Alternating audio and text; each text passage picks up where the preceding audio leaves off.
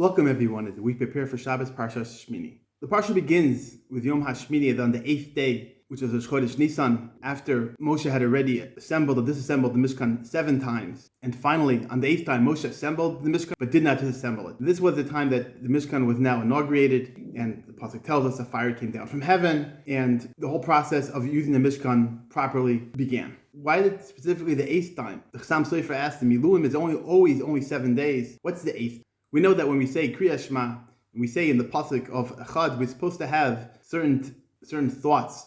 Echad means that the Aleph represents 1, Ches represents 8, which is the 7 heavens and the earth itself, and Dalet is the 4 directions, to say that there is one God in the whole world in all directions, up and down. So 7 represents this idea of taking the Sheshes Mei Bereshis, the 7 heavens, everything before it, and bringing it into the world. That is a uniquely human experience, which is to take the mundane, which is take everything that is not holy and bring it into the world and bring it to the world of holiness. And in fact, you find that this transition from the world of creation into the actual world, that's what 8 represents. Like the 8 months until a baby's born is when it leaves the womb and now enters into our world. Moshe did it was he brought the Shekhinah down into our world from the 7 days. And now you did that human activity of bringing it into our world.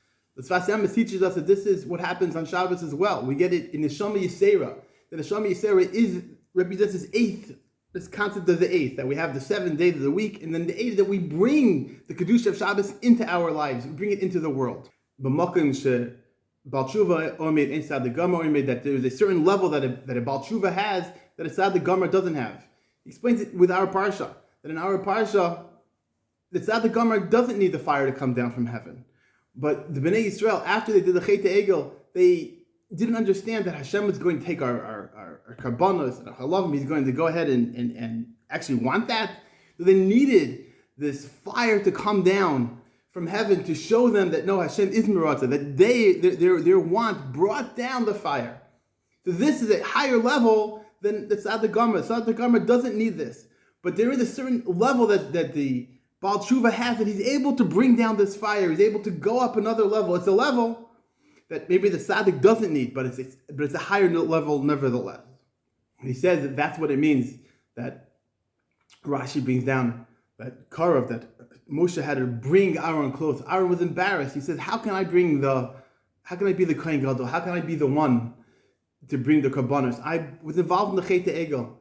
What does Moshe say? No, it was because of this you were chosen. The people need a Baal Tshuva. The people don't need Moshe Rabbeinu. They don't need the perfect person.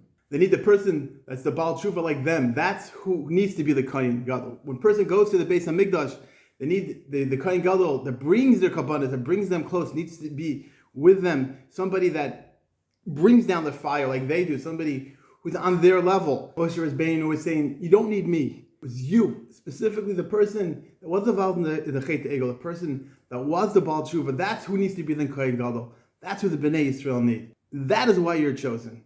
So Yom HaShmini represents this idea of bringing Kedusha into our world through Shabbos, through the Karbanos, through our Avodah. And it's specifically our incompleteness that brings about this special Yom HaShmini, that brings about bringing the fire from heaven, as it were.